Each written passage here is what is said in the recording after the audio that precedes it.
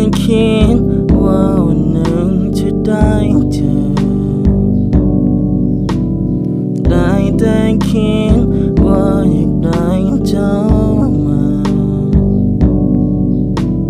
เจ้าคนเดียวที่อยู่ในสายตา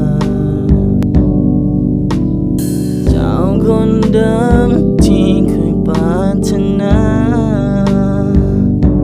แต่ถ้าวันหนึ่งจะเจ้าทิ้งดีกว่าคอยจะบอกยืนเจ้ากับคนที่เข้ามาขอให้เจ้าโชคดีกับเขาคนนั้นความหักนี้ก็เป็นเพียงฝันคอยคงบอกคู่ควรกับเจ้าอยู่ดีจะมันรบกวนคือก็จะไปตอนนี้ถ้ามันกวนเจ้าบอกเคยคิดว่าคืนนั้นจะหายไปเพราะได้คุยกับเจ้าก็มีความหมายในใจ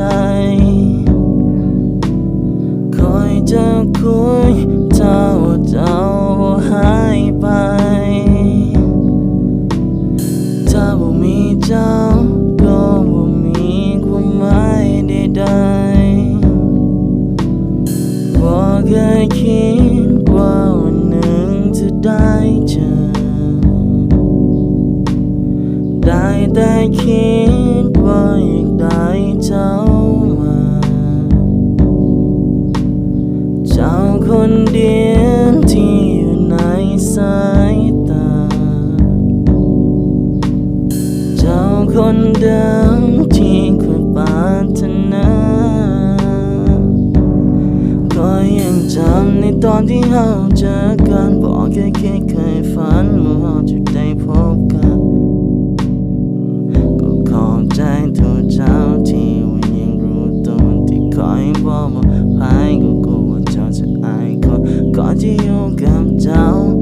ไปทุกตอนชีวิตของเราเหมือนกับในละครถ้าว่าเจ้านั้นต้องการบอกเคยคิดว่าคืนนั้นจะหายไปเพราะได้คุยกับเจ้าก็มีความหมายในใจ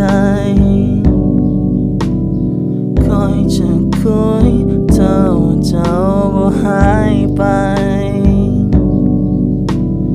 ถ้าว่ามีเจ้าก็บ่มีความหมายใดๆ